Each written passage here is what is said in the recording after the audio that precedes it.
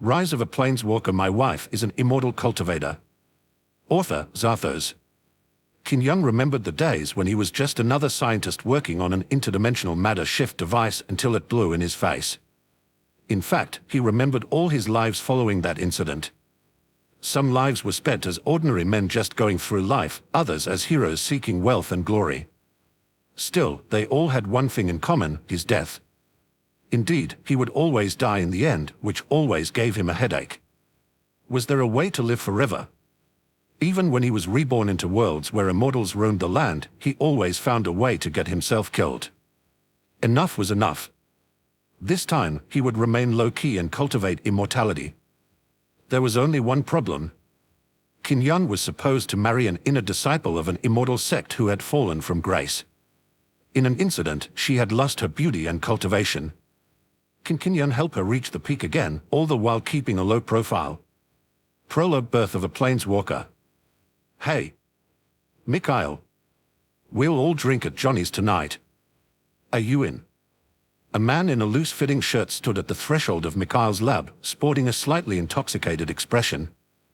Mikhail could smell the alcohol in the man's breath, even from the other side of the room. Still, despite the noise the man's loud voice emitted, Mikhail paid no attention. He was too absorbed in his research. Come on. Weren't you looking forward to it? The man said as he approached the workbench where Mikhail was currently tinkering. The girl said Sarah's going to be there. Mikhail raised his gaze while still keeping a firm grip on the device in his hands. The slightest deviation from his calculations would have astronomical consequences. Still, he couldn't help but be intrigued once he heard the woman's name. He looked at the slovenly man and couldn't help but frown. Despite also being a researcher in this facility, he couldn't look further from it. His shirts were always flashy, and he never wore the company white coat. Despite all this, he was one of the most brilliant minds of this century. A shame he was a drunkard and womanizer. He could have propelled the world forward a few decades, but he was much too busy living in sin. Worse yet, he would try to rope Mikhail in his decadence at every chance. Hey, isn't that your prototype for interplanetary shift? The man said, wobbling slightly. What's wrong with good old teleportation? Did it become so mundane that you now want to tear the dimensions apart? Mikhail frowned as the liquor bottle in the man's hand slushed around with every step he took. The man took a gulp from it while a slight tint of red rose to his cheeks. His smile grew wider as he wrapped his arm around Mikhail's shoulder. Come on, live a little. This boring world will still be here tomorrow. Mikhail shook his head. Despite his insufferable nature, Mikhail couldn't hate that man. He had something different, something special. Despite all his efforts, Mikhail was only slightly brighter than the rest. Even when he applied to this research lab, he could barely make the cut. Even now, his research into interdimensional matter shift remained at a standstill. If he failed to show results within this quarter, the lab threatened to cut his funding. The device in his hand was his life's work, but it was only a step from completion. He knew his theories were right, but he could not find a way to materialize them until he found an old blueprint tucked away within the research lab's archives. Mikhail had found it odd. Who would use paper blueprints nowadays? Everything was digitized and stored within the nation's central database. It was as if the person who drew them didn't wish for the company to find them yet couldn't bear to throw them away. Anyway, those blueprints were a flash of inspiration. Without them, his project wouldn't have been so close to completion. And yet, he was still missing a piece, the most crucial one. Still, he had no idea what it was. He had tried everything. He was at the end of his rope. He was irritated and stressed.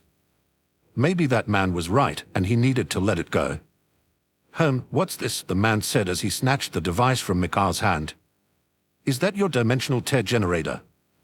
Isn't it quite puny? I figured it should have more girth, you know. Something with more piercing power, maybe. Mikhail could only shake his head and sigh. Despite the man's brilliance, it was always drowned out by a sea of alcohol. If only he could rid himself of his vices, he could have made something of himself. He could have been someone important, someone who stood above others. Still, it seemed the man had no interest in that, opting to enjoy his life each and every day. Still, Mikhail couldn't help but envy the man's carefree attitude sometimes. Please give me back my device, I need to finish this, Mikhail said calmly, trying to reason with the drunken man. Unfortunately, trying to do so was an exercise in futility. "Isn't it already done?" the man said with a slight smile. "Just give it a good whack and it should start right up." Color drained from Mikhail's face. While he believed the man to be joking, he couldn't shake the feeling that he would really do such a thing in his drunken state. He wrestled with the man's arm, trying to free himself from his hold before extending an arm to reach for his device, but the man jerked his hand back, out of reach. This sudden motion prompted the drunken man to fall backward, off balance. The device flew from his hand as he tumbled backward, falling on his back. The bottle of liquor in his other hand also flew to the ceiling. The device hit the ground with a thud, yet it seemed intact.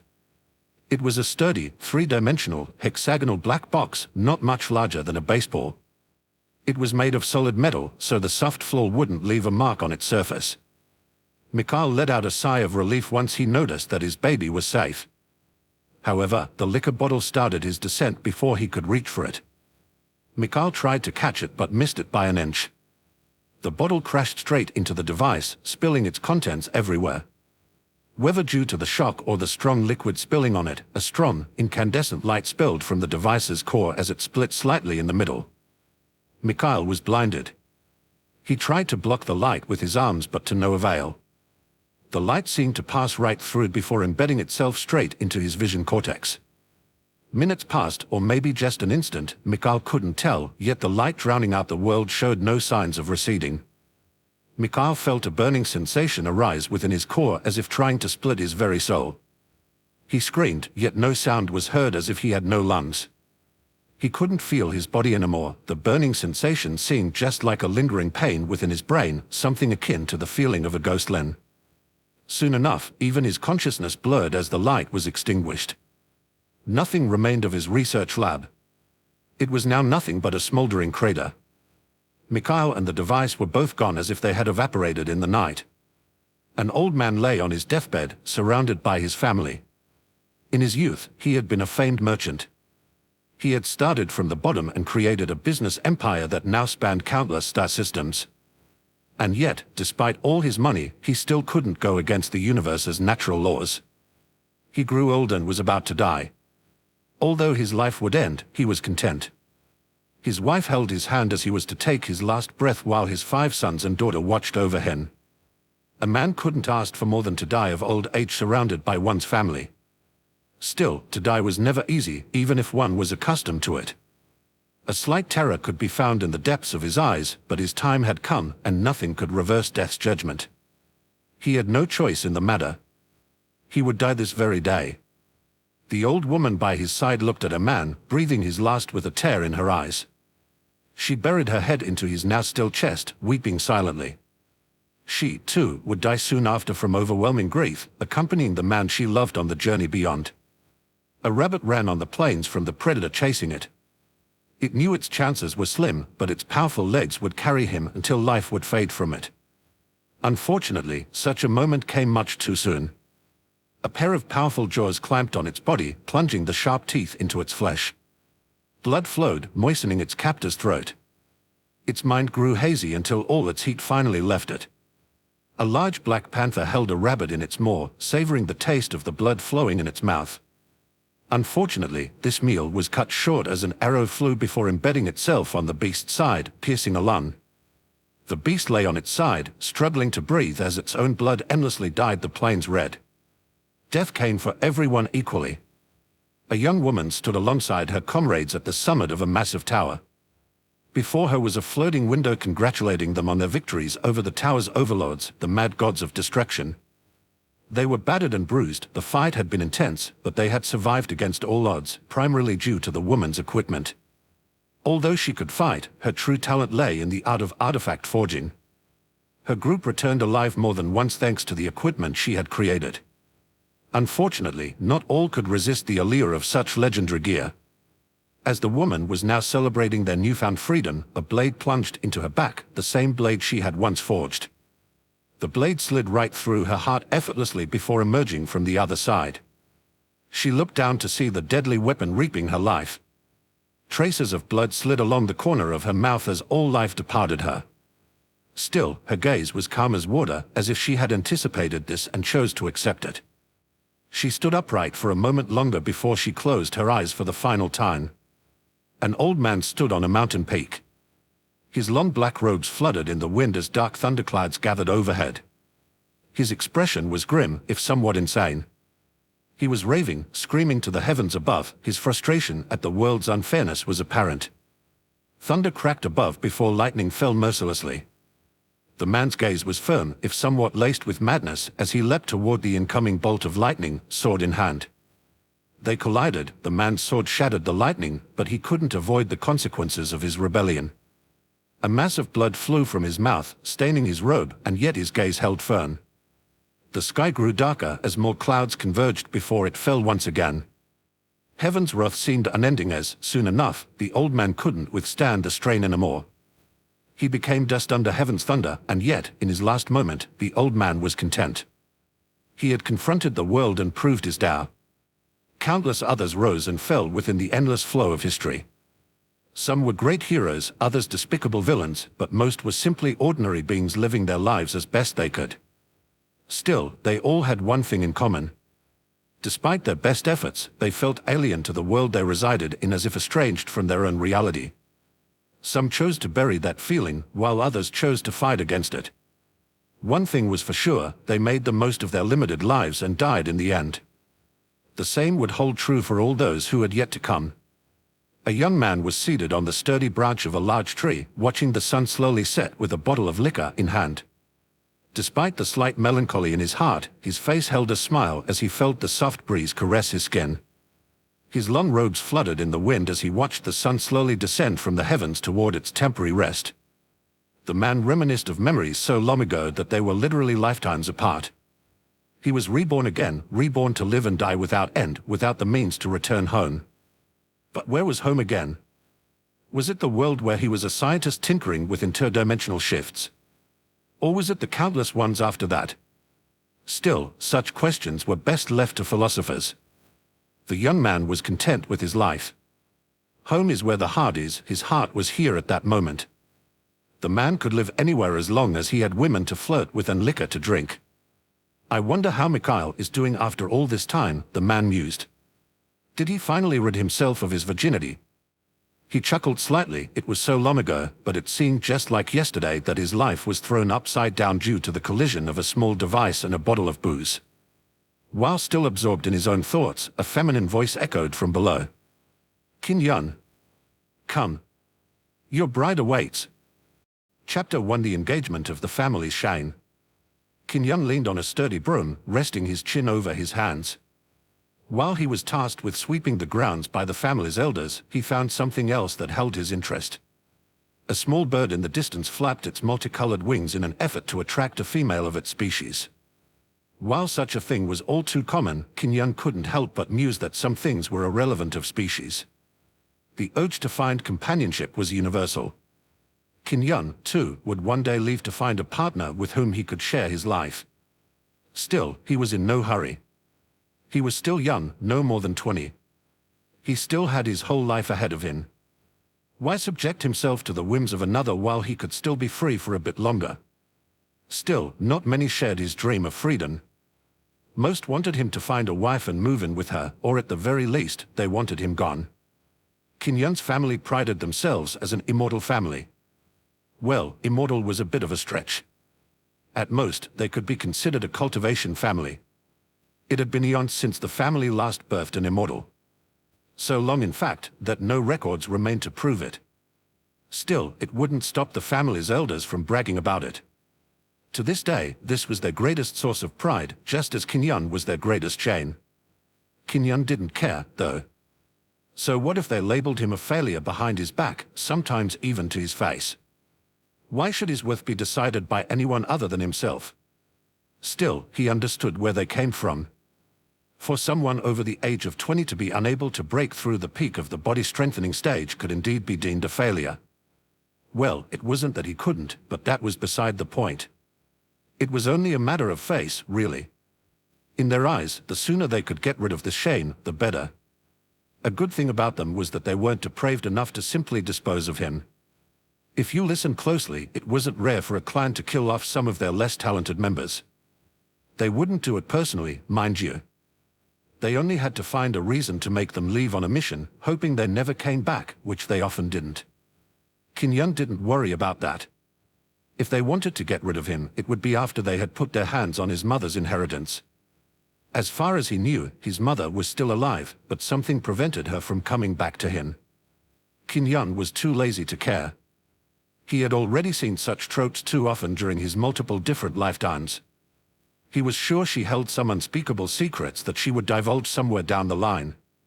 He only had to wait until the opportune moment. Qin Yun failed to mention this wasn't his first life. Indeed, he had lived so many before. So many, he lost count. It wasn't even his first time being born in this world. If he remembered correctly, this should be his fourth or fifth, he wasn't sure. Well, this didn't really matter, anyway. He died in the end, just as he always did. Maybe, if he was lucky enough, he might find the vestiges of his former lives, but he doubted it. He wasn't even sure if those lives were in the past, relative to now, or in the future. What was chronology supposed to be in five-dimensional thinking, anyway? If you wished to know how he even knew where he was, that was all due to a small, hexagonal black box hovering just out of his reach. For as long as he remembered, it had followed him around. Except for a series of numbers written on what he believed to be a screen, there was nothing special about it. As far as he knew, those numbers should be akin to coordinates. Still, they were almost meaningless to him. Who would bother to remember five-dimensional coordinates? Well, he did. He didn't know why, but he thought it would become handy at some point. Well, it didn't. Still, that box wasn't totally useless. It possessed its own dimension, which he utilized aplenty in other worlds. However, that box was a useless item here. This cultivation world already possessed space rings for storage, which were also relatively cheap to buy.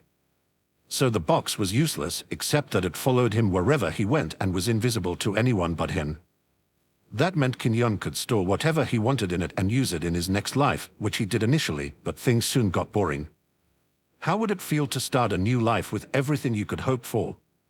Qin Yun was sick of it, so he sealed it for the time being. While he wouldn't be stubborn about its use, he would try to enjoy his life here before resorting to it. Which brings us back to his family. While his mother was gone who knows where, Qin Yun lived with the family on his father's side. It was a peaceful life until they realized how inept he was at cultivation. At which point, even his father lost all interest in him. That suited him just fine, as he had no interest in the man himself. Still, that also came with its own set of problems. The people here were quite special, let's say. They took an uncanny pleasure in the suffering of others. Qin Yun didn't know what it was, but each time he was reborn here, people seemed much too arrogant for their own sake. Couldn't they just live in harmony with each other? What was the point of all this fighting and killing, anyway? Wasn't the point of cultivation to seek the Tao and achieve immortality? How could they do that if they were already dead? Qin Yun couldn't understand their thought process. More than that, he didn't wish to. He was more than content living a simple life away from the limelight. He had had more than enough lifetimes of bloodshed. "There you go again," a young woman slightly older than him said gently. "Why do you seem like an old man each time I see you like this?" Qin Yun's gaze left the bird as it flew away with its newfound mate. He then turned to the young woman beside him. She was Qin Maihui, his cousin. She was probably the only one in the family who accepted him despite his ineptitude. She wore a thin white dress that slightly exposed her shoulders, while her long black hair was tied in a bun using an ornate hairpin, showing her cute ears. While Qin Yun liked all women, especially gorgeous women like his cousin, he wasn't depraved enough to make a move on family. Otherwise, he would have long sunk his teeth into her. As her name suggests, she was beautiful but also wise. While not the most talented in the family, she was among the best and was the smartest. She knew how to conceal herself to avoid the more confrontational branch family members. Indeed, the Qin family wasn't a monolith but an assortment of countless branch families originating from the same ancestor. While Qin Maihui could be considered part of the main family, Qin Yun was from a branch one. Still, they were closely related as their fathers were brothers and their grandfather was the patriarch. Yet, their status couldn't be more worlds apart. Under normal circumstances, it would be unthinkable for them to even converse, as cultivation talent was seemingly all that mattered in their eyes. Qin Yun wouldn't care, though. He quite liked the freedom offered by being ostracized. "What can I do for you, sister?" he asked with a slight smile. Qin Maihui shook her head. She couldn't understand how this cousin of hers could remain so carefree under such circumstances. He was shunned within his own family. His mother was missing, while his father wanted nothing to do with him. Even his blood-related siblings despised him. Yet here he was, smiling peacefully. She really could never tell what went on in his mind. "Aren't you afraid of the elders' anger once they see that you haven't swept the grounds?" she asked, concerned. "Is this task supposed to mean something?" Qin Yun asked as he shrugged. If they wanted this place cleaned with their cultivation base, they only had to wave their sleeves and the dust would be gone. Why bother asking me to do it? Unless they simply wanted a reason to berate me even more. Why waste energy in that case when the result would stay the same? I'm too lazy to care. Qin Maihui was lost for words. Although his reasoning was on point, she felt he was too brazen. They were the elders, they had lived for many years, and their cultivation bases were unfathomable. Did he think he could resist them if they were angered by his words? He had no one to rely on and no power of his own. Where did this confidence come from? As if knowing her thoughts, Qin Yun replied, "They won't do anything too harsh until they get what they want from me." His smile was calm and peaceful, like a massive tree that could withstand any storm. Still, Qin Yun wouldn't try to antagonize them too much. He had no idea as to the limit of their patience. While they still had their pride as elders, which would prevent them from using force, the same couldn't be said for the younger generation. Most of them would be more than happy to fall out with him if it meant being appreciated by their ancestors. Qin Yun wondered if sucking up to those fossils was worth it. He was never interested in politics, but it seemed that it always played a crucial part despite whatever world he found himself in. At first, he hoped that a world like this one, where might was king, would be somehow different, but to his disappointment, it wasn't. If anything, it was somehow even worse. It wasn't rare for plots and conspiracies to occur even within the same clan. Everyone vied for power in one way or another. Qin Yun shook his head. Why couldn't they simply enjoy themselves instead of seeking what little power they could? Would that make their lives worth it? "The elders summon you to the main hall," Qin Maihui said with a slightly grim expression. "What did you do this time?" "Who knows," Qin Yun replied as he shrugged. "I don't even need to do anything, and they'll find something to pin on me. Honestly, it just saves me the trouble, and the unknown makes life more exciting." Qin Maihui could only show a wry smile. She didn't know if this cousin of hers was brave or simply apathetic. She leaned more heavily on the second option, as he would use any opportunity to slack off when no one was watching. She just hoped the elders wouldn't be too heavy-handed. She quite liked this bum of a cousin. After saying his farewells to Maihui, Qin Yun made the trip to the clan's main hall. However, he was in no hurry and occasionally stopped along the way to admire the sights. Sometimes, he would stop before a tree, watching the wind blow within its leaves. Others, he would stop to smell the scent of flowers as bees buzzed around their pistils, pollinating them. Nature was just full of wonders that people seldom appreciated. They were too much in a hurry to appreciate these simple sights in all their glories. Even cultivators who could live for millennia never took the time to do so.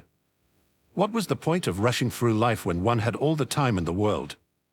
Qin Yun felt living in the present was more rewarding than worrying about the future. Unfortunately, not many shared his vision. 2 old men and 1 woman were seated in the main hall on thrones of gold and crystal. The men's hairs were white, and their long beards reached their chests. Despite their aged features, their eyes still shone with youthful vigor. Yet, their expressions were grim as they waited impatiently for this impertinent junior of theirs. Unlike the aged elders, the woman looked no older than 30 despite being from the same generation as the men beside her. Her long black hair fell like a waterfall over her slim shoulders, while a delicate jade hairpin was nestled at the back of her head, giving her an elegant air. Her blue dress was slid at the hip, showing her long, slender legs. All in all, she was just Qin Yun's type. He didn't know how old she truly was, but even if she was centuries older than he thought, what difference would it make?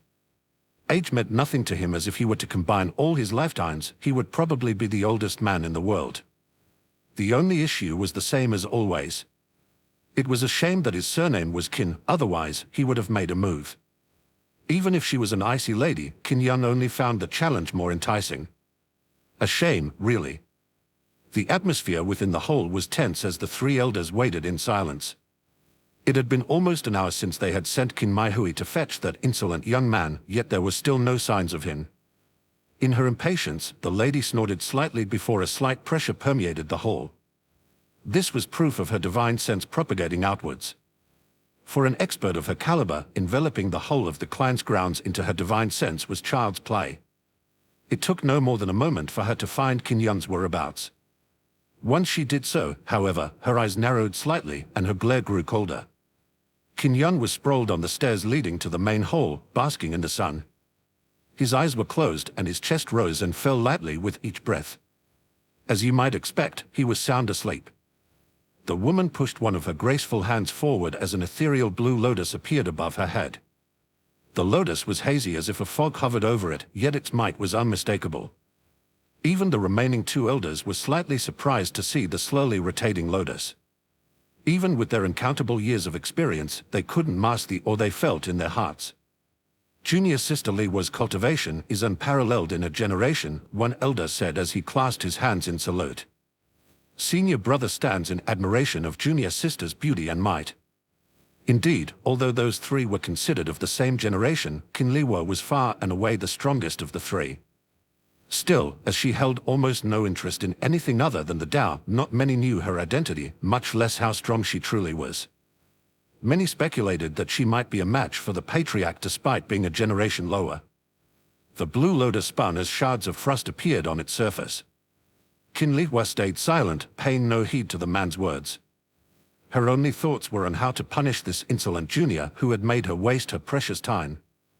A single, slender, outstretched finger pointed down as her pressure increased slightly. Outside the hole, Qin Yun slept peacefully under the warmth of the sunlight as a small cloud materialized above his head, creating a slight shade. Despite being a cloud, if one were to look closer, one would realize that it wasn't formed of water droplets but of minuscule ice crystals hovering in the air. While its exterior wasn't much different from that of other clouds, its interior was so cold that one might become a block of ice in a matter of seconds. Still, this was but an infinitesimal fraction of the female elder's powers. Without warning, the ice cloud fell, burying Qin Yun in its frost and waking him from his dreams. Unexpectedly, Qin Yun didn't rise in fright as the ice burned his skin but instead slowly opened his eyes and calmly yawned before getting up slowly as if he couldn't feel the threat looming over him. It wasn't that he couldn't, but such a childish prank didn't mean much to him. It was just cold, resisting it only took a little willpower. Still, it might have been better to give more of a reaction, as Elder Liwa was less than pleased with Qin Yun's nonchalant attitude. Elder Liwa's brows were slightly furrowed as Qin Yun entered the clan's main hall. A water trail followed his step as his damp robes dripped onto the marble floors. His hair was slightly wet, yet he simply shook his head, as a dog would, before tying it haphazardly in a ponytail using a shabby hemp string. He seemed so out of place compared to the whole splendor that the remaining elders couldn't help but frown. Despite his messy attire, Qin Yun showed no hint of shame, his back was straight, and his gaze was clear as he walked toward the thrones. He stopped a few paces away, showing a slight gentle smile, before bowing deeply to his elders. Qin Yun wasn't concerned about seniority, but he would show them a modicum of respect as they were from the same family. Junior Qin Yun greets the three elders.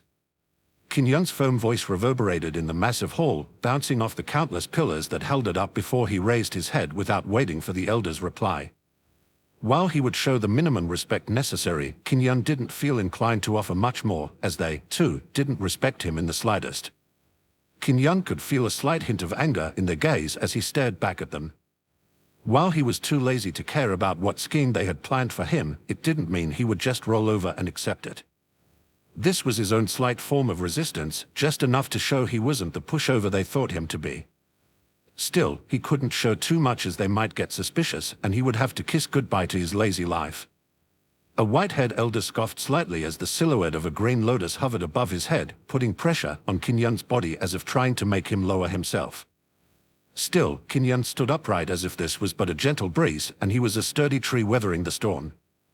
Seeing this, the elder furrowed his brows even more as he increased the pressure slightly.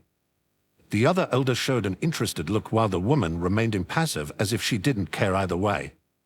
Despite the mounting pressure, Qin Yun maintained his slight smile, but thoughts swirled in his mind. He wondered when would be a good time to buckle under the pressure. He would need to make it look authentic. Thankfully, some of his prior lives had taught him how to act. Still, Qin Yun couldn't be bothered and chose the simplest option. Qin Yun dares to ask why the elders have summoned his humble self, Qin Yun said calmly. The archaic way he spoke was meant only to make fun of them. Despite this being a world of cultivation, who in their right mind would still speak in this old-fashioned way? Still, the elders seemed to like this way of speaking, as some of their expressions softened while the pressure receded. Only the woman remained indifferent.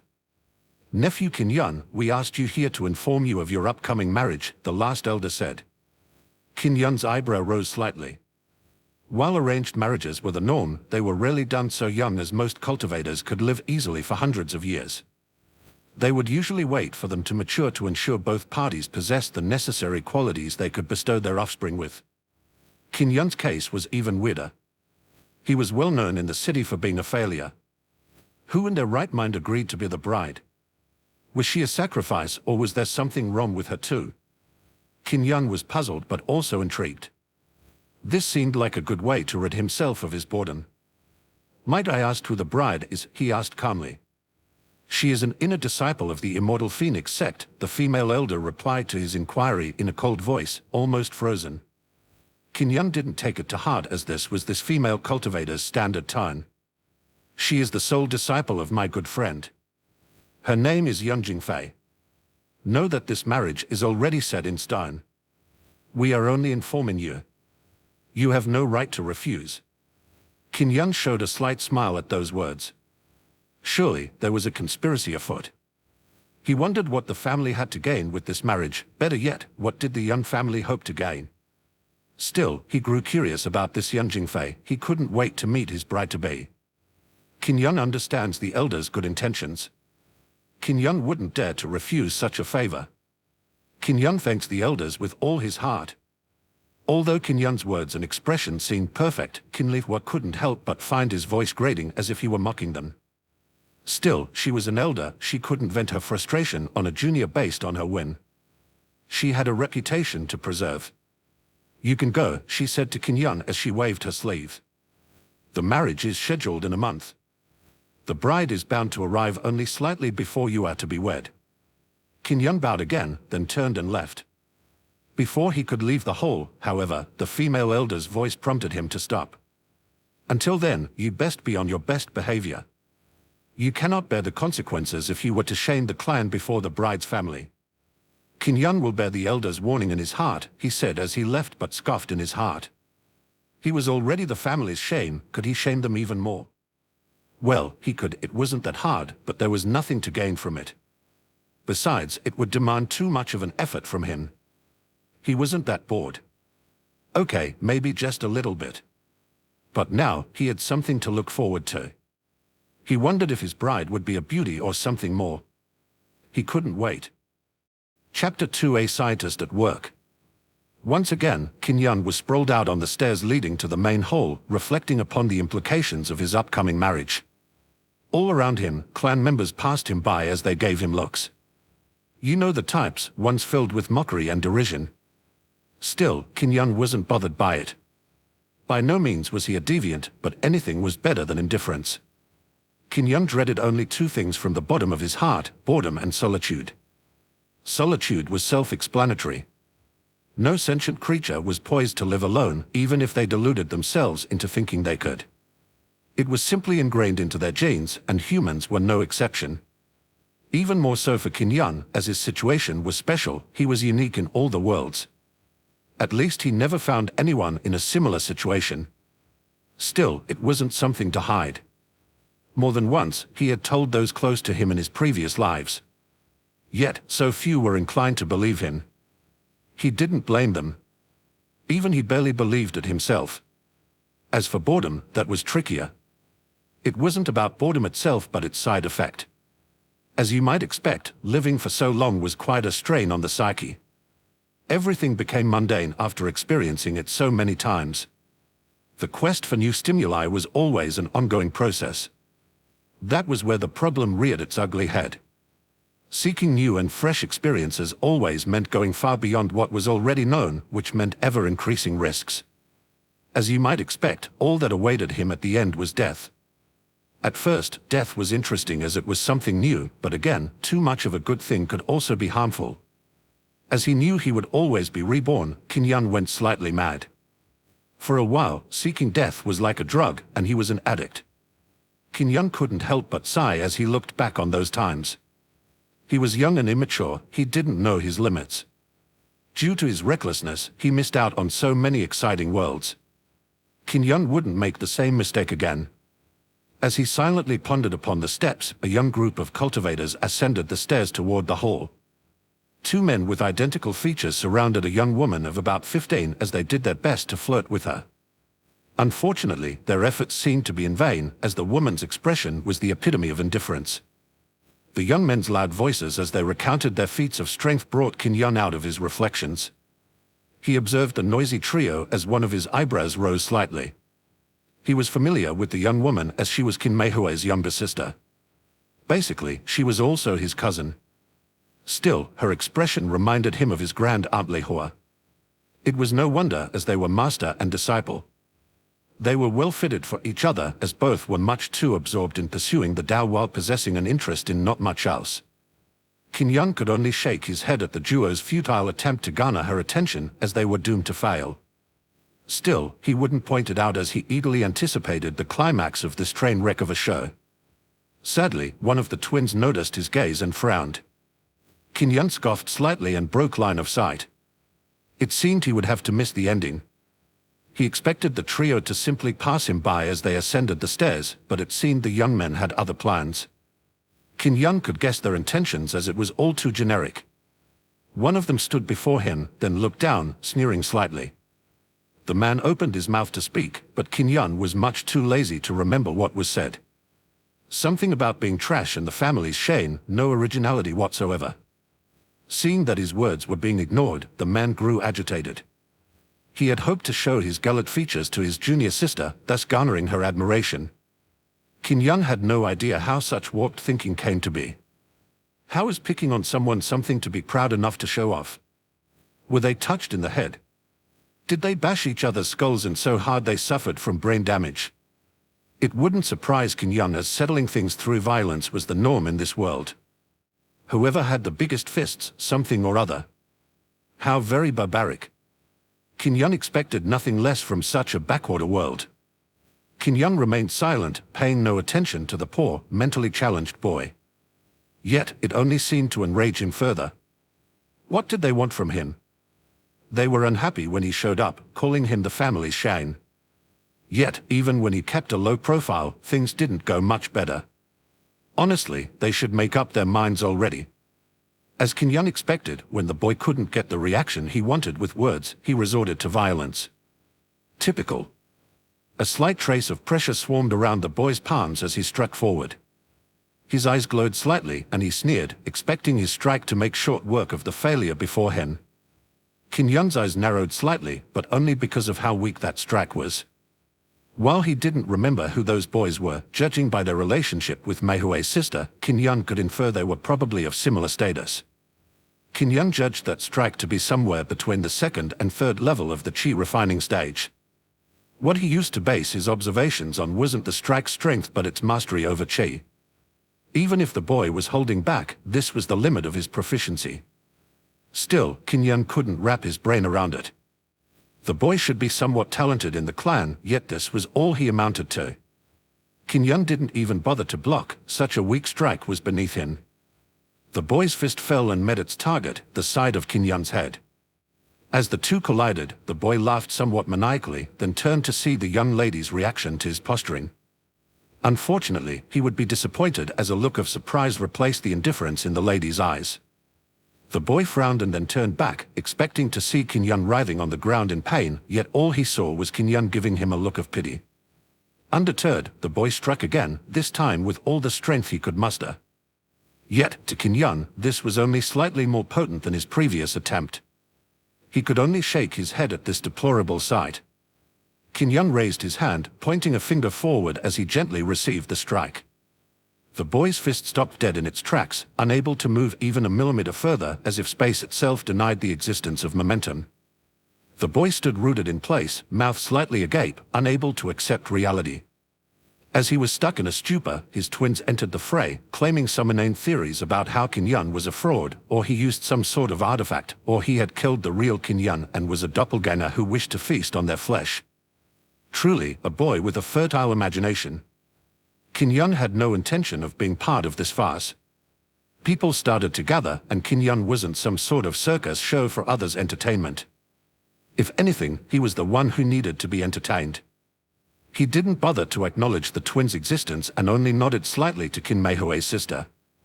It was only proper courtesy, as he appreciated her sister greatly.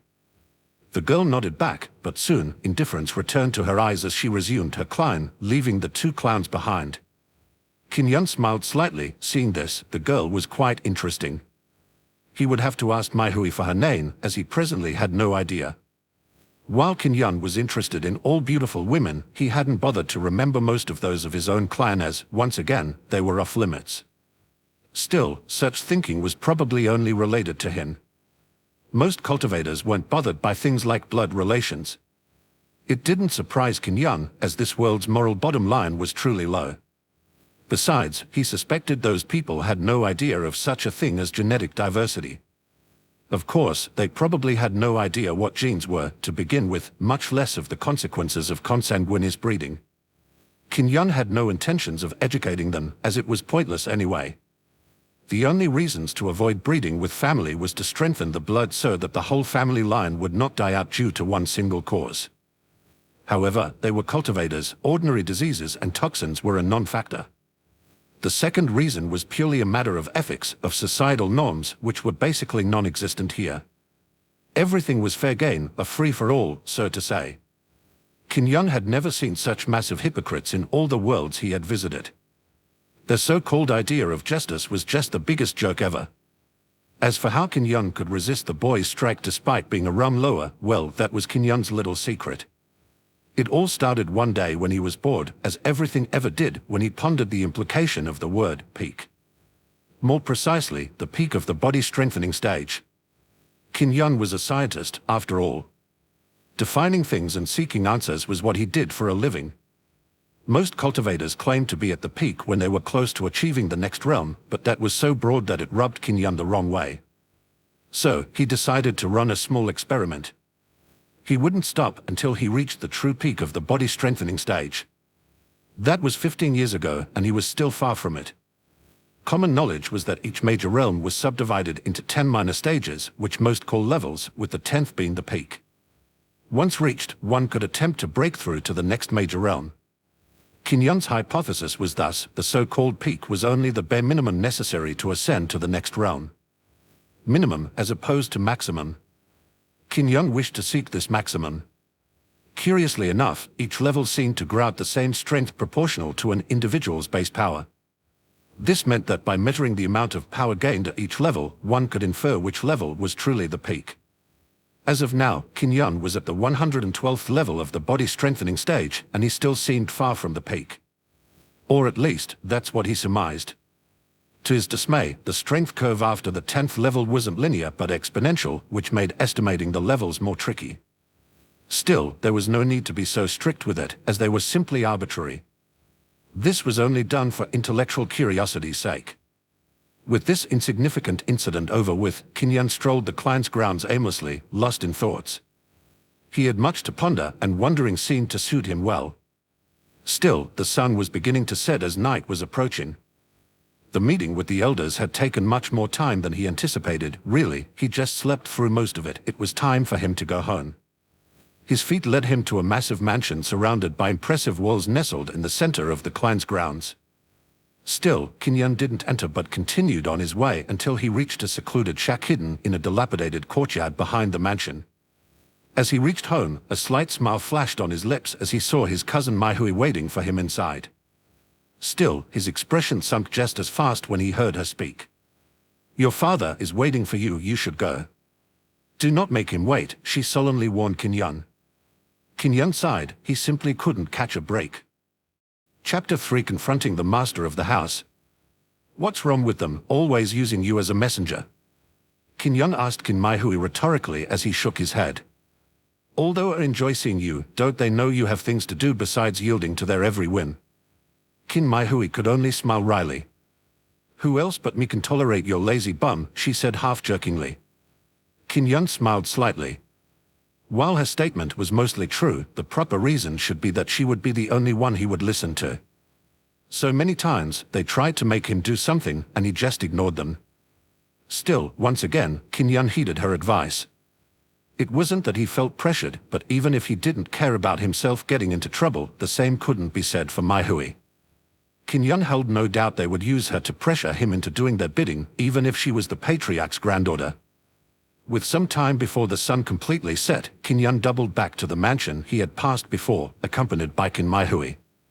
Qin Yun's eyebrow rose slightly, surprised to see her accompany him. Your father wants me there, too, she said, shrugging, not knowing the reason. Qin Yun had his guesses. This was probably related to his mother's inheritance. Qin Yun's smile grew slightly larger. This would prove to be an interesting show. The mansion was simply next door, so the duo arrived there in no time. Yet, as they passed the front door's threshold, the two men guarding the gate greeted Qin Maihui and shot Qin Yun looks of disgust.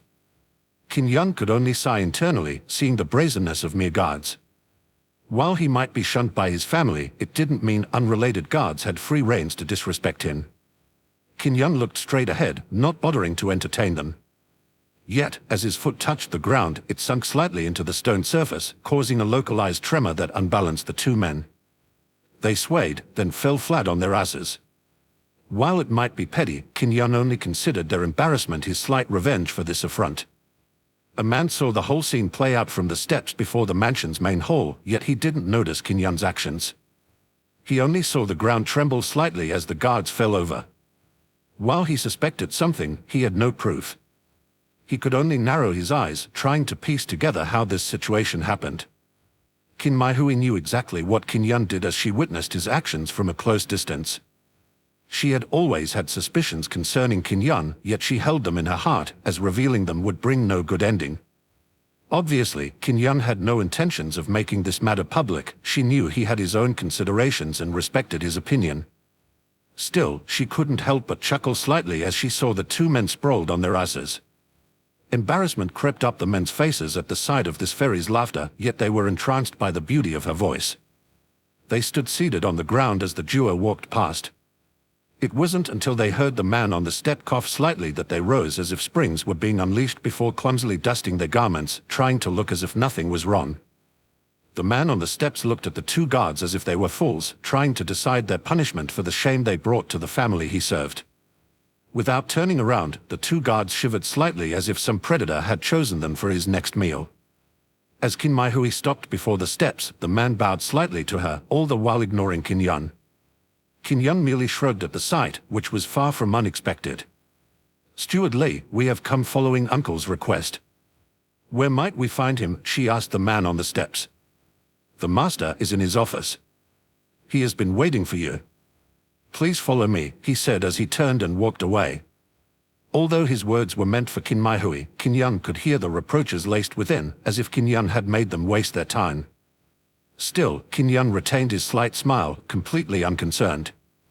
Whatever plans they had for him, he would go along for the time being. He was quite interested in how they would wrest his mother's inheritance from his hands, considering that he didn't even have such a thing in the first place. Of course, he never bothered to point out that fact, as their faces would be priceless when they would find out. It had been years since Qin Yun had last set foot in this mansion. Ever since he had remained stagnant in the body-strengthening realm, he had been granted that secluded shack behind the mansion. As if physically distancing themselves from him would make people forget they were related. Talk about contrived reasoning. At least the family wouldn't have to be reminded each time they saw his face. Still, Qin Yun wondered how his brothers and sister had fared since he last saw them. As far as he knew, his older brother was now the disciple of a sect somewhere. Qin Yun forgot the name and wasn't interested enough to find out, while his younger brother studied under one of the clan's elders as he had talent in alchemy. As for his younger sister, she was now the family's jewel and was considered their future branch family head after their father would step down from his position to focus on cultivation. Still, such a situation would only occur when she had grown up and acquired the necessary strength and backing. As for his stepmother, the biological mother of two of them, she was doing fine. One might even say that she was doing great, at least according to the men she had sent to harass Qin Yun. Strangely enough, once he beat those hired thugs to an inch of their lives, they suddenly disappeared, and he hadn't heard from them ever again. As for Qin Yun despising violence, sometimes a good kick in the groin was the only way to get one's message across. The trio walked among the mansion's halls in silence. Somehow, Qin Yun thought the mansion had become gaudier. All along the halls were works of arts, golden statues or even vases being displayed upon ornate jade pillars. Obviously a result of his stepmother's peculiar tastes. Qin Yun very much doubted his father held an interest in the objects of the mortal world. Qin Yun could only smile slightly, but it was short-lived as they finally reached their destination. His father's office was much too grand for Qin Yun's taste, as if the man was overcompensating for something. The vaulted ceiling was over 10 meters tall, supported by massive carved stone columns that pulsated with a slight trace of energy. Obviously, the materials they were made out of were far from ordinary. Toward the back of the room was a massive window that spanned the height of the wall. Before it was a large luxurious desk placed on a slightly elevated structure with some stairs leading to the door.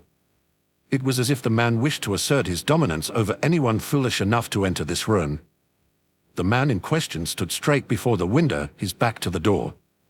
Even as they pushed the doors open, the man didn't deign to turn around and simply waved his hand, prompting the steward to leave, closing the door silently behind him. Qin Yun couldn't help but chuckle internally. His father had always liked posturing. The man was tall, sporting long light blue robes that shone slightly, obviously some sort of precious fabric possessing innate qi. His long black hair held some strands of light gray, coiffed backwards and held in place with a small golden crown that emitted a slight immortal aura. Qin Yun had no doubt that his father's attire was worth more than all the objects displayed in the halls combined many times over. Yet, those clothes held no defensive attribute. They couldn't be considered artifacts, as their only function was to look good. Qin Yun couldn't help but shake his head as he thought vanity was universal. The man spoke first, addressing his cousin Maihui. Qin Yun paid no attention to their conversation, opting to observe the carvings on the columns. Surprisingly enough, underneath their gaudy exteriors, Qin Yun noticed hints of formation markings laced within the structure. Qin Yun pondered whether his father was aware of such a thing or simply acquired those pillars for their looks alone. Looking at how they were placed haphazardly around the room, Qin Yun opted for the second option. With the way they were set up, those formations couldn't hope to reach more than 5% of their proper strength. Still, Qin Yun wouldn't point it out to him, as he knew his father would only be offended if he were to do so. "Are you even listening?" his father bellowed in a low voice, bringing Qin Yun back to reality. To Qin Yun's side, Qin Maihui did her best to make it look like this had nothing to do with her. Although she liked Qin Yun, she wouldn't participate in his folly. "I wasn't," Qin Yun said, much too calmly for his father's taste. His rage only mounted as he had hoped to see him squirm as he put him in his place, but before he could vent, Qin Yun added, "Can we get to the point? I was planning to get some sleep before you called me here." Qin Maihui could only barely muffle a chuckle, as she knew that Qin Yun already spent most of his days asleep, trying to slack off on the tasks assigned to him.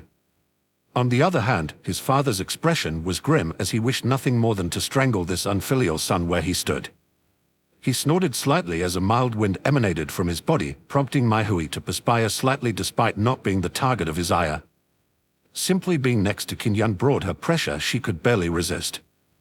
As expected, her uncle wasn't a nascent soul expert for nothing. His youthful appearance was nothing but a facade, as he was much older than he appeared, which was mostly true for any cultivators. Faced with his father's pressure, Qin Yun stood unyielding as he wondered why the people here were so fond of making others bend the knee before them. How shallow was their self-confidence that they could only get validation by humiliating others? Still, Qin Yun saw a slight appeal in it. He was human, not a robot devoid of emotions. Plotting revenge was always something exciting. He shook his head and gave up on his plans, as doing so would only lead to something he couldn't be bothered to deal with.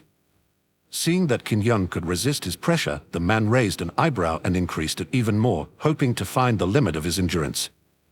The room's pillars trembled slightly as the man's might permeated the atmosphere. An ethereal and blurry lotus manifested itself above the man's head as it slowly rotated. Unlike the elder's lotuses Qin Yun had seen prior on this day, his father's was a deep red, and an intense heat emanated from it as if it were the sun itself. Qin Maihui couldn't help but take a step back as a small, weak lotus platform appeared above her head, frantically rotating as it tried to fight the incoming heat storm. Maihui was only at the 3rd level of the foundation building realm, a far cry from the nascent soul. She had no hope of resisting, even if the man pulled his punches.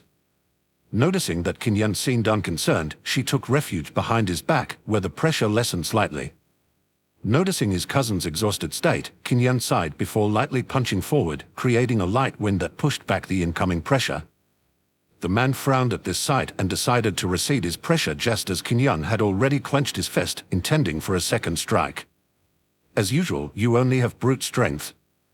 There's not a single trace of Qi in you, the man said with a slight hint of ridicule. Even if Qin Yun was unrivaled in strength, it was nothing in front of a cultivator's Qi mastery, at least, that was their fallacy. Qin Yun didn't bother to argue that fact as he didn't see the point. It's the same thing every time, he thought as he sighed internally. Doesn't he get tired of it? Chapter 4: A Drink Under the Moonlight. Qin Yun didn't remember much of the meeting with his father, as most of it was just him rambling about face and reputation, something he couldn't care less about. In fact, he took great pleasure in shaming them. To him, the insults and slander thrown his way were nothing more than children bickering over pointless things. As you might recall, Qin Yun was several lifetimes older than most elders. His way of thinking was simply brought by the passage of time, and even he couldn't escape it. Time wore down everything, just as the wind and rain wore down the earth. It was simply the natural way of the world. It was Tao. As you might expect, most of that meeting related to his upcoming marriage. Still, not much was revealed when Qin Yun asked about his bride, either because not much was known or they simply wanted to keep him in the dark. Qin Yun strongly suspected the latter. Once again, he couldn't wait for the day, as it would prove highly entertaining. From what he could pry out of his father, the woman was the same age as he was but worlds apart regarding talent. Rumors mentioned she was poised to attempt to break through the Void Core realm, however, something happened and she was forced to give up. As for the details, they were vague, to say the least. Qin Yun didn't bother asking for more information, as the result could easily be inferred by the fact that this marriage was agreed upon in the first place. Still, Qin Yun hoped that his bride would have quite the tale to tell. He was sorely lacking in entertainment at the moment. Most of Qin Yun's waking moments were spent avoiding his responsibilities. It wasn't that he was a jerk, okay, he was, but most of the tasks given to him were asinine, at best, things better left to the servants in charge of the clan's maintenance, things better left to professionals. How would he appear if he was seen stealing their jobs from them? He was only doing them a service, really. As for what he did with his newfound free time, what he knew best, of course. Experiment. However, some of his experiments weren't of the scientific variety. Quite a few girls could testify to their nature. Despite all his lifetimes, Qin Yun never changed much. Maybe his personality was deeply ingrained in his soul, but he never felt the urge to deviate from who he was. He had long accepted that he was flawed and had no intention of striving for perfection. It wasn't that perfection eluded him, quite the contrary. With his wealth of experience and all the time in the world, what couldn't he accomplish? No, perfection frightened him somewhat. What would he do once he achieved it? There would be nothing to strive for, only endless boredom. Still, Qin Yun figured that achieving perfection in cultivation was acceptable, as he could always start over if he eventually reached the top. Qin Yun wasn't a man without ambition, he simply never let it show. As the duo finally exited the compound, the sun had long gone to bed as night blanketed the clan. Only the sparse light of torches fought against the darkness while they walked upon the empty streets. Just as Qin Maihui mentioned that she was leaving, Qin Yun held her back by gently holding her wrist. "How about a drink, for old time's sake?" Qin Yun said as he smiled slightly. "I have some 1,000-year-old dwarven fire wine." Qin Maihui frowned slightly, looking deep into Qin Yun's eyes. Yet Qin Yun's smile didn't falter, and she didn't struggle from his hold. A moment passed, and then her scowl turned into a charming smile. "While I don't know what dwarven means, you're on," she exclaimed with a playful expression. The duo quickly made their way to Qin Yun's secluded hut, ensuring they wouldn't be spotted by anyone for fear of spoiling their fun. If Maihui was spotted with him at this hour, Qin Yun had no doubts that some unsavory rumors would be spread about him. Something akin to how the poor girl was forced to keep him company, or how he somehow forced himself on her despite Maihui being 2 whole realms higher than he was. No consistency whatsoever. As Maihui reached his courtyard, she stripped herself of her shoes and skipped barefoot into the tall, soft grass. While Qin Maihui was a young adult with many responsibilities, that didn't mean she didn't have a childish side. While trying to meet all the expectations placed on her, she had lost most of her childhood to grueling practice. Qin Yun watched her play with nature, with a slight smile on his face, as slight rays of moonlight piercing the veil of clouds ended their journey on her soft and radiant skin, illuminating her beauty. Qin Yun felt akin to a father watching his young daughter make the most of her youth. Noticing his old man's gaze again, Qin Maihui scoffed as she stuck her cute tongue out before sprinting toward the pavilion at the center of a small pond within the courtyard. Qin Yun shook his head as his smile grew slightly larger before slowly following her. Qin Maihui skipped through the shallow pond as she felt the water's soft, fresh coldness on her feet. Her thin dress fluttered lightly in the night breeze, making her look no less than a fairy. Qin Maihui first reached the pavilion as Qin Yun used a small bridge.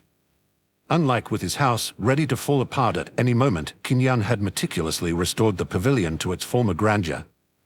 As if on cue, when both sat upon a wooden bench within the pavilion, facing the largest part of the pond, the thin clouds receded from the sky, letting the moonlight illuminate the night. Upon the shimmering watery surface, 3 round objects of different sizes were reflected as if a mirror of the sky. While Qin Maihui was mesmerized by the magical sight, Qin Yun extended his hand, lightly touching the invisible black object. 2 jugs of wine materialized from thin air, and he poured a cup for both himself and her. Qin Maihui carefully watched the liquid in her hand before slightly taking in its scent. She was pleasantly surprised by its aroma and chose to take a sip of this most peculiar wine. Qin Yun's smile was mischievous as he knew his companion had never tasted anything like this. An intense burn emanated from her throat as the liquid went down to her stomach, yet the sweet taste made her lips ask for more. With each sip she took, a feeling of euphoria overwhelmed her, yet soon enough, her cup was empty, and she couldn't help but glare at Qin Yun as if he had kidnapped her firstborn. Qin Yun could only shake his head slightly amusedly before pouring another cup, which she drank just as fast as the first. The duo slowly wasted the night away, mostly with pointless talk. Yet, sometimes, they let the silence linger between them as they appreciated the world's Tao. While their cultivation was much too shallow to comprehend the intricacies of the natural laws, with just observations and slight reflections, Qin Maihui could feel the chains of her bottleneck slowly disappear as if dust in the night breeze. Amid the laughter of their small talk and the comfortable silence, Qin Maihui felt her strength increase as a hazy lotus platform appeared above her head. The rotating lotus was a mix of blue and gold, and with each passing moment, its ethereal nature slowly subsided, becoming ever more real. A small bud appeared on the platform, displacing the 3 leaves already present, before it burst into a flash of colored light, illuminating the night sky above Qin Yun's courtyard. Qin Yun waved his sleeve, prompting the small black box to rise above Qin Maihui. The box rotated slightly, bursting into a black curtain, engulfing all the light as if a giant maw rendering the very sky. With the light taken care of, the lotus platform rotated faster and faster until a 4th leaf emerged from the bud, prompting Qin Maihui's ascension to the 4th level of the foundation building realm. "Congratulations," Qin Yun whispered softly as he raised his glass to Maihui, sporting a slight smile. Qin Maihui remained in a state of enlightenment for a while longer before the light extinguished and the lotus disappeared entirely. All that remained was Qin Maihui slowly opening her eyes as a joy-filled smile graced her lips. She turned to face Qin Yun and opened her mouth to speak, yet no words came out. While she had always known she was on the verge of a breakthrough, none had come as easily as this one. She knew it was somehow thanks to him, yet his expression at this moment made her rein in her joy. "What are you gazing at so intently?" she asked softly. Qin Yun's gaze was locked upwards, fixed on the 3 celestial objects overpowering the night sky. His smile was gentle, if somewhat sad, and filled with nostalgia. Hearing her inquiry, Qin Yun slightly shook his head, then looked her in the eyes, admiring the depths of those jewels. Slightly embarrassed, Qin Maihui turned away, humping slightly. Qin Yun chuckled, but then a slight melancholy overpowered him as memories of days long gone assaulted him. "Those sights only made me remember old memories," he said with a slight sadness. "You talk as if those were tales from before you were born," she said curtly, less than pleased to hear such a vague answer. With a slight smile, Qin Yun replied, "I might be inclined to tell you the truth in the future." "Why not now?" she asked, raising an eyebrow. "You aren't ready to know the truth," he said as if stating facts. Qin Maihui scoffed but didn't push him further, knowing she wouldn't get an answer on this day. After refilling her cup, she asked what was truly on her mind. "How do you feel about your upcoming marriage? I wouldn't have thought you would be the first of us two to get married." Qin Yun turned to face her as an eyebrow lightly rose before a playful smile appeared on his lips. He waved his sleeve in front of his face, obscuring his features for but a fraction of a second.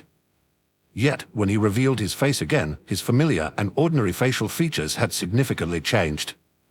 Gone were the slight imperfections of his skin and the asymmetry of his bone structure, replaced by what one could only liken to perfection. This was but a side effect of his cultivation technique. With each step he took upon the road of perfecting the body-strengthening realm, his body rid itself of all faults and weaknesses until it reached perfection. To avoid garnering attention from the clan, Qin Yun had a habit of distorting his facial structure to become only slightly more handsome than the average man. Obviously, Qin Maihui was aware of this, and Qin Yun saw no reason to hide when it was only the two of them. "Are you jealous?" Qin Yun asked with a playful tone as his face inched closer to hers, eventually whispering in her ear. Qin Maihui's ears soon took on a red hue as embarrassment overwhelmed her heart. While what she felt for this man wasn't love, she couldn't deny that she held a slight interest in him. Unfortunately, she was much too aware of his policy of not courting family. Too many times she had seen him away from the clan, embracing some unknown woman on the streets. By this point, she held no expectations in her heart. Yet, this man would never let her go, always teasing her with the hope she had renounced so long ago. Qin Yun knew her heart well, but he, too, felt attracted to this woman. Yet, he had to set some boundaries, as he knew himself best. The world itself couldn't bear the weight of his unbridled self. If he were to let himself go completely, all that would remain would be dust. Still, even though they couldn't share the pleasure of the flesh, if she was willing, they could share eternity. Qin Yun was more than willing to walk side by side with her. They weren't mortals, the urge to procreate wasn't the driving force of cultivators' relationships. As if to drown her sorrow and embarrassment, Qin Maihui drank cup after cup while Qin Yun simply accompanied her silently. While his upcoming marriage might threaten to upset their relationship, Qin Yun would never let her go. Chapter 5: Experimenting with Innate Qi. Qin Yun woke up the next day with a pounding headache. While cultivators could easily reverse the effects of alcohol, where would be the fun in that? He was sprawled out on the floor, wearing nothing but his trousers as all his clothes were thrown around a room. At least he was inside his house with a roof above his head. He tried to rise but found another body blocking his path. Qin Maihui was lying on top of his chest, wearing nothing but her undergarments. Her eyes were still closed and Qin Yun could feel her soft breath on his skin. Qin Yun's gaze was locked on her long eyelashes as they slightly vibrated along with her breath while he did his best to restrain himself from doing something he would regret. Despite his miserable state, Qin Yun's memories of last night were crystal clear. He knew nothing had happened between them. With a slight, mischievous smile, Qin Yun lightly pinched her slender nose, waiting for her to wake. She did this slowly at first until the memories returned to her like a cannonball in her brain. She rose in one step, snatching the first item of clothing she could find, which happened to be Qin Yun's outer robes. Hiding behind it, she looked at Qin Yun with a piercing glare as if to impress her shame into his mind. The man chuckled slightly before turning around, letting her get dressed, which she did with much difficulty as her gaze was riveted on him. Once done, her mouth opened and closed several times, trying to find the words to say. After a moment, she finally settled on this. "We didn't, did we?" While she still had most of her memories, some were missing, the most important ones. "No," Qin Yun affirmed as he turned, locking gaze with her. "The wine was simply too strong, and it unbalanced your core qi, which resulted in you taking off your clothes." Qin Yun failed to mention that this dwarven fire wine wouldn't have had the same effect on him as the nature of his spiritual roots was wildly different. Qin Meihui's was of the water and lightning attribute, which didn't mesh well with the fire attribute of the wine, which raised her core temperature substantially. While intoxicated, Qin Meihui argued that it wasn't fair for her to be the only one to take off her clothes, so, with no other choice, Qin Yun obliged reluctantly. Still, Qin Yun could tell she didn't believe in the slightest that this story was so simple. Yet, the sun was already high in the sky, and she couldn't continue to loiter around here. Unlike this lazy bum, she was quite a busy woman. Still, she wouldn't let this go so easily. "What should I expect from our relationship from here on?" she asked as she was about to exit the threshold of his house. She turned and looked straight into his eyes, expecting a truthful response without avoiding the issue. Qin Yun sighed and then spoke his mind. "If you are expecting to bear my child, it's never going to happen. Don't count on it," he said as sternly as he could. Still, his expression soon became gentle as he added, "If you simply want to be with me, that can be arranged. The road ahead is long, and company is always appreciated." Qin Meihui frowned, thinking of the implications. "What about your marriage?" she asked sheepishly. "For now, I've no intentions of going against it. Still, it will all be made clear once I meet the bride," he said as he shrugged. Qin Yun rose and, while still bare-chested, approached Qin Meihui, pinning her against the door frame. "You should clearly think about what you truly want from me. If you want my body, there are ways around it, and if you want my heart, then you already have it. Still, the heart isn't that simple. I don't expect you to give your whole heart to me, so don't expect this from me. I just want you in my life in any way you choose to be."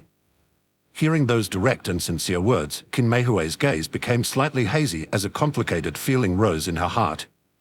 She looked Qin Yun in the eyes yet couldn't sustain his gaze.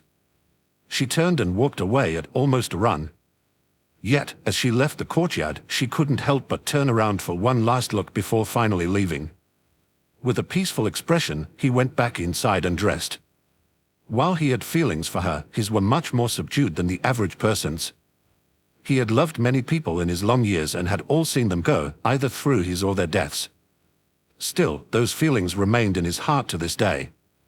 To ask him to choose which ranked higher was an impossibility, even if Qin Meihui was alive and they were already long gone.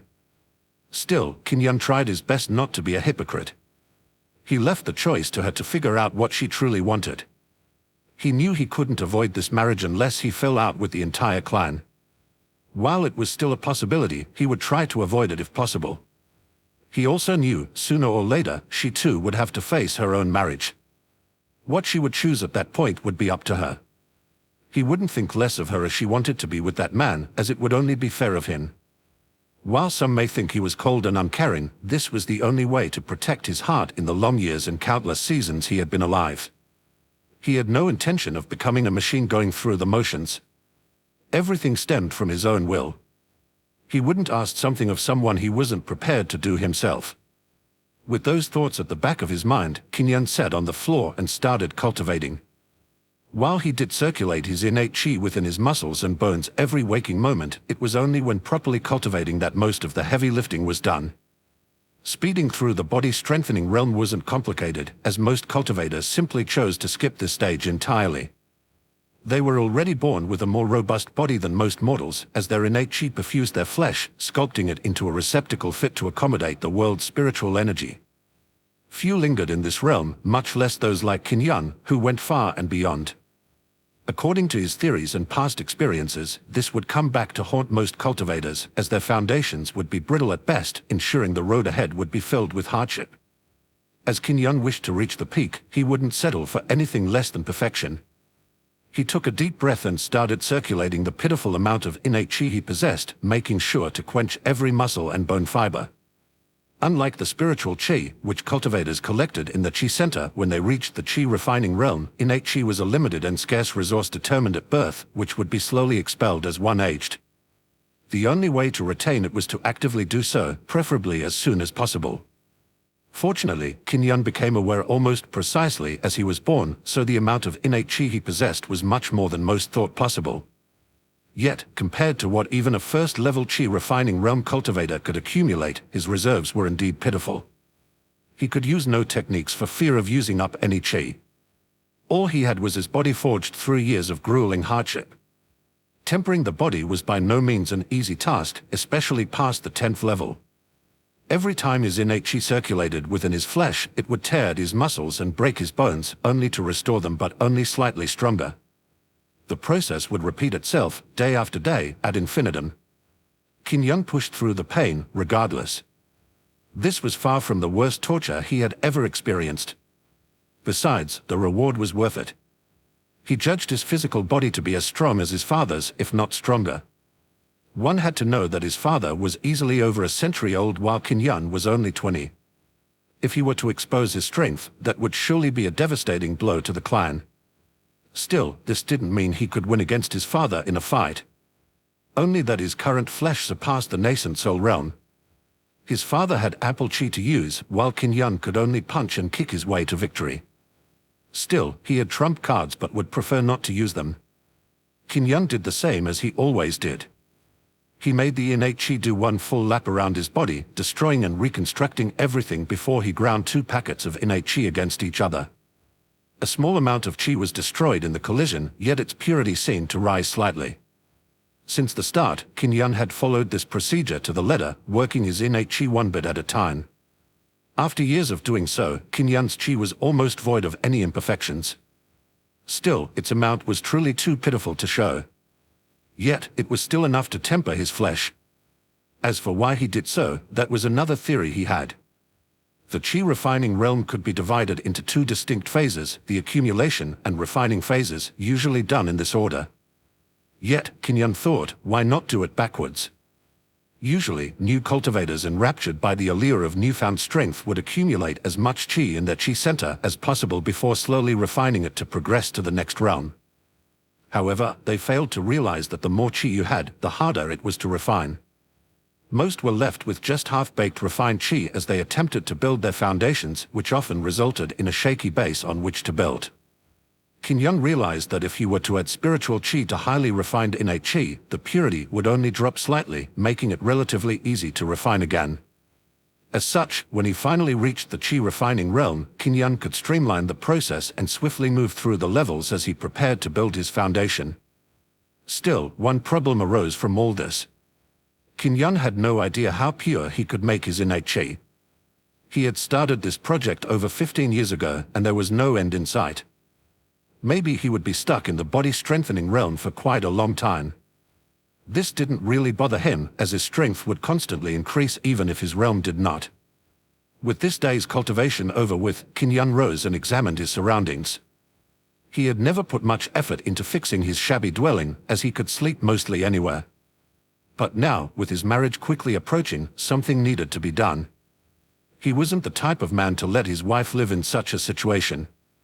Even if he didn't know what type of woman she was, he would do his best as her husband. That was simply the type of man he was. Besides, he was an experienced husband, he knew he could make this work. With his newfound goal, Qin Yun spent most of each day simply cultivating during the night and fixing his courtyard during the day. He mainly kept out of everyone's way as the clan eagerly prepared for his upcoming marriage. Unbeknownst to him, the list of guests was staggering, ranging from the current city lord to the elders of the surrounding immortal sects. While most in the clan knew a wedding was coming, the clan's elders had kept the bride and groom's identities under wrap, probably fearing an uproar if they were to know their shame was one of the participants. As the elders had ordered, Qin Yun had been on his best behavior for almost an entire month, as he rarely left his courtyard. Nobody even bothered to come see him regarding the details of the ceremony. Qin Yun also didn't bother to ask and left everything to them to manage. And so, the fateful day was finally upon them.